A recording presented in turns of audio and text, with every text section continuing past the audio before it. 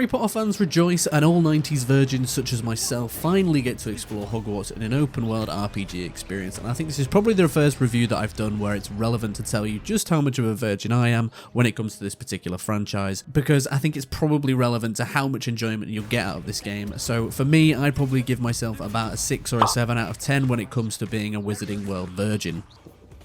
Are you a virgin? Are you a virgin? Yeah, not since I was 10. So putting virgin scores aside for 1 minute, let's dig into this thing. And for anyone new here, I try to talk generally about the story, the gameplay, and then the graphics, usually trying to give my opinion whilst being as balanced as I can be. And when it comes to Hogwarts Legacy, I'm not sure it's going to have the enduring impact that it was hoping for, but let's get into it. Give me your hand!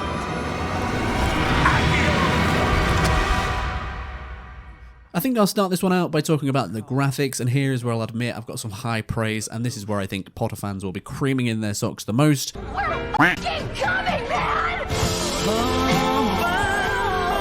As Avalanche Studios and Portkey Games clearly went to painstaking lengths to bring the Hogwarts castle to life. Every corner of it is stuffed with some visual reference or lore tidbit for fans to pore over. The halls are littered with students chatting amongst themselves, aristocratic portraits constantly springing to life, ghosts wafting through the air and through walls, suits of armour hum casually as you move past them, even the odd brawl breaking out, which is just hilarious to witness. Exploring all this for the first time was admittedly really enjoyable, expanding what was already in my brain from the films and the books.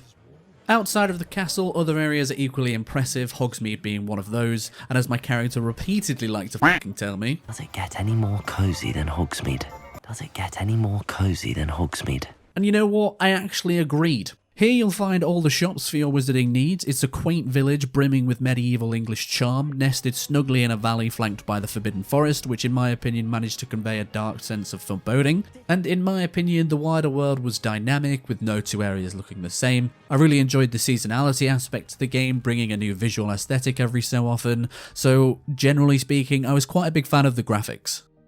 So flipping that on its head for 1 second, what's wrong with the graphics? Well, generally not too much. There were some suspiciously similar looking characters though. Definitely some reused assets going on here, which I don't generally have a problem with.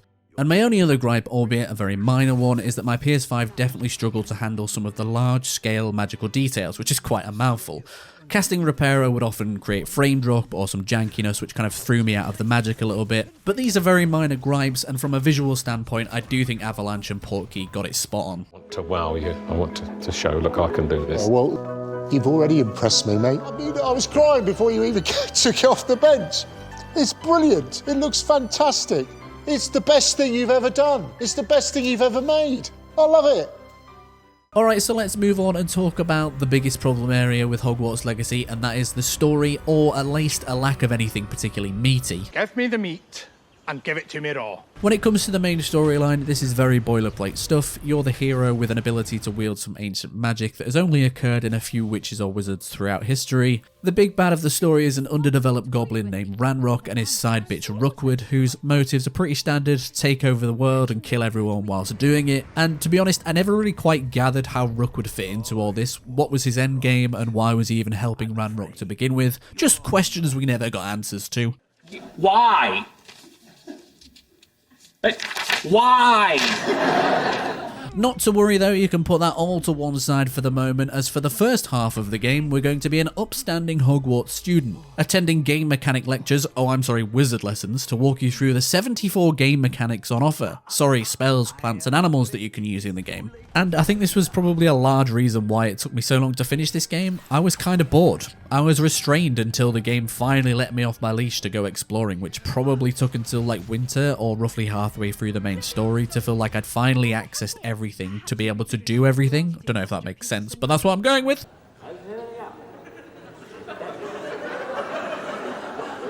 A lot of the side questing I didn't really care for either. Again, most of these can be chalked off to mundane filler content to unlock spells, for example popping balloons to unlock Glacius, mint, I'll get right on that, or the occasional student crying out "I've lost my gobstones" was a hollow request, and they might as well have asked me to go and search for a frying pan. I need someone, perhaps a selfless and talented fifth year to help me.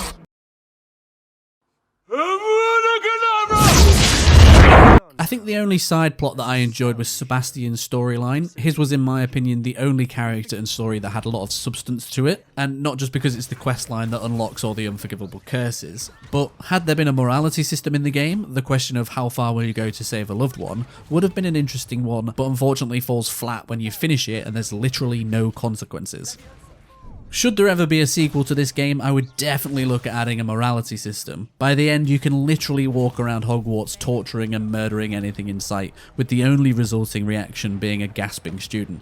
And I'm going to be marginally geeky here, so skip ahead if you want, but aren't underage wands monitored by the Ministry for this exact reason? Maybe I missed something there, or maybe this was brought in as a result of my character's murderous rampage. Anyway, the point is the story could have been split into decisions, having you go down a light or a dark path, potentially some different endings to reflect that. At the very least, this would have added some weight or consequence to decision making and spellcasting during the playthrough. It would have been really cool if I'd cast too many unforgivables, that some auras just like clamped down on me and sent me to Azkaban or something. Maybe that could have been one ending. I don't know, it just would have been cool.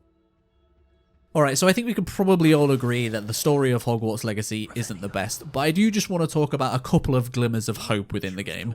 Two main plot beats that really hit the mark and captured the magic of the wizarding world. The first of those being the mission where you rescue a hippogriff, and if you played the game you'll know what I'm talking about. There's lots of tight corridors, and escaping on the back of it really gave you that grandeur that I was expecting from the game. And the second story beat I really enjoyed, which is much later in the game, so I won't go into too much detail, is the one where they weave the Deathly Hallows into the story. I really enjoyed this mix-up from the typical missions in the game. Okay, let's talk about the last piece of the puzzle, the gameplay. One area I think most people will feel right at home, particularly if you've played any RPG in the last decade. You'll note that it's just a bastardization of similar combat systems, but I'll give the developers their due. I don't know how they could have done it any other way. On display, you've got all the typical traits that you've come to know and love from the last decade, the obvious parry prompts above your head, dodging, an item wheel, etc. And to be fair, wand wielding does feel reasonably satisfying, particularly the always tempting unforgivable curses.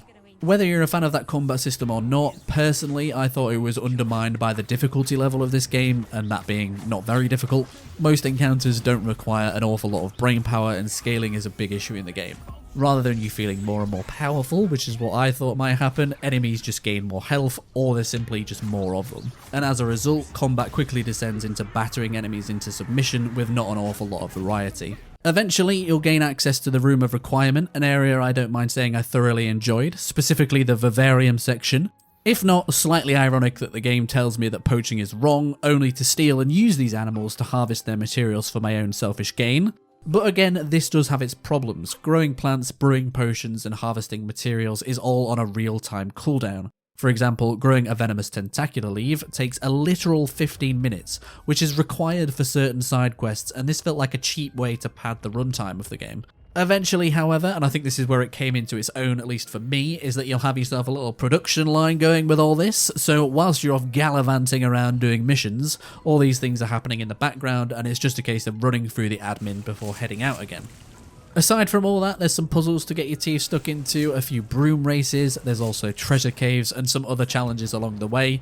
And generally speaking, these will all reward you with cosmetics for your gear or your broom, or even some furnishings for the Room of Requirement. Not a lot to say here, it's all fairly boilerplate stuff.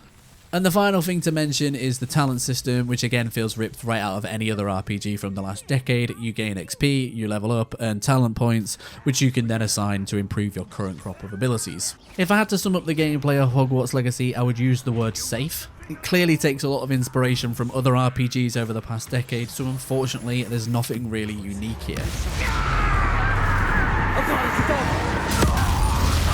Alright, we've talked a lot about what's in the game, let's talk about what's missing. Number 1, Quidditch. As a reasonably big Harry Potter fan, I was hyped to get my hands on the quaffle and start bludgeoning my way to victory, but alas, this was not to be. I haven't seen anything online that suggests that it's going to be added anytime soon, and to be honest, I don't know how it could be. I haven't seen many people mention this, but Quidditch is a very fast-paced sport with a lot of verticality, and the flying controls in Hogwarts Legacy are janky as fuck. And most infuriating of all, I can't even look down, which would be essential for playing Quidditch with all that verticality. I don't know who made the decision to use the right analog stick for up and down motion, but it was the wrong decision. Please just take me back to 2003 when Quidditch World Cup was released, and I can whip out my team finisher for a huge score. Man, what a game that was.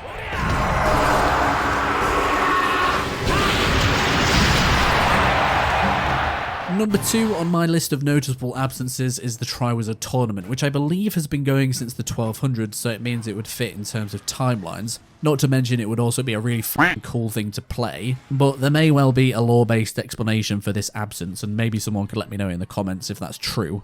Even if that is true and it could be there, I could totally see this being added as DLC. If anything, that makes a lot of sense to me, but I did just want to call it out as something that was missing from the student experience.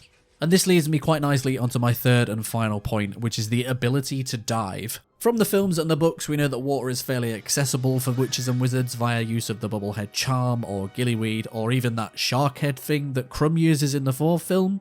I must admit I don't know the name of that spell. If anyone does, please let me know what it's called, or maybe it's just some sort of transfiguration, who knows. Anyway, my point is that I would have been in favour of a slightly smaller world for an explorable Black Lake, which then opens up new possibilities for underwater combat and underwater creatures, so I can't really think of a good reason why they left this out. Alright, so we're at the business end of this review. I'll try and sum up my thoughts here. I'll concede that Hogwarts Legacy is a valiant first attempt at an open world RPG set in the wizarding world. But the question I keep asking myself is, what is this game? Is it supposed to be an open world RPG? Is it a Hogwarts museum? Or is it trying to recreate the student experience? I think they've tried to satisfy all this criteria, and I think that results in a lack of focus. I think if you were to remove the Harry Potter paint from this game, I think we'd be looking at a fairly generic open world game. And in my opinion, the word I would use to describe this game is meh. Just meh. And that's what I took away from Hogwarts Legacy, is that it was just meh. I think it's very likely to please a lot of Harry Potter fans by providing a faithful recreation of the castle itself. It's quite easy to immerse yourself in the wider world. However, there's some glaring omissions that I mentioned, and the story is pretty forgettable, which results in a very flat experience.